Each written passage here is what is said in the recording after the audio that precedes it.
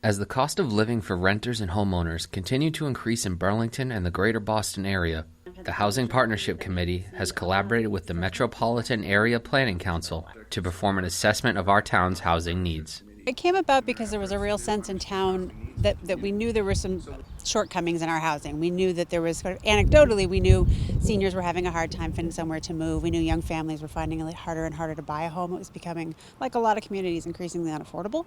But we really only sort of had anecdotal evidence. And so we partnered with MAPC to get data, to understand really where our needs are. The final report from the MAPC will be released this summer. However, initial findings have shown a significant percentage of cost-burdened renters, difficulties for first-time homeowners, racial disparities, and a lack of middle housing in Burlington.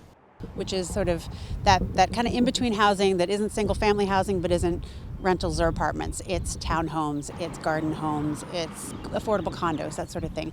And that's kind of the sweet spot where seniors can downsize to, where young families, young professionals, single professionals families can afford to buy a first home with that type of housing.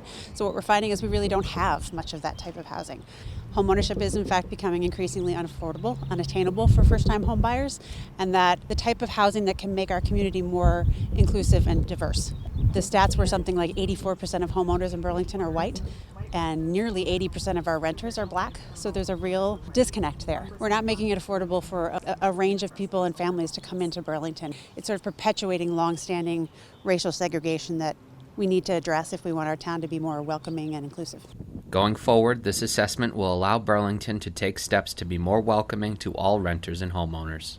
Some of the possibilities are that we might move forward with establishing a municipal affordable housing trust where we can basically take the funds that the town has for affordable housing and find creative and smart ways to use it, whether that's first-time home buyer programs, aging in place programs, different types of units. Maybe we can buy some small family houses, or we can invest in converting buildings into small multifamily apartments, that sort of thing.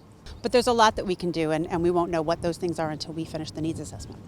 Our town has made great strides lately in trying to become more welcoming and diverse and inclusive.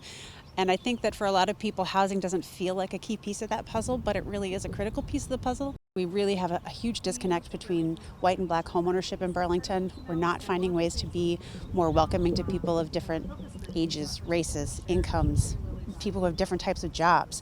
You know, a lot of people come into Burlington every day to work, and a lot of them don't live here. They can't afford to live here. And so if you want your town to be vibrant and diverse, and you want the people who support your economy with their everyday labor to be able to afford to live here, then you have to address some of these things. You have to have different types of housing at different price points. You can watch replays of the town-wide Housing Needs Assessment Forum airing now on BCAT. Until next time, this is Chris Flaherty for BNEWS Weekly.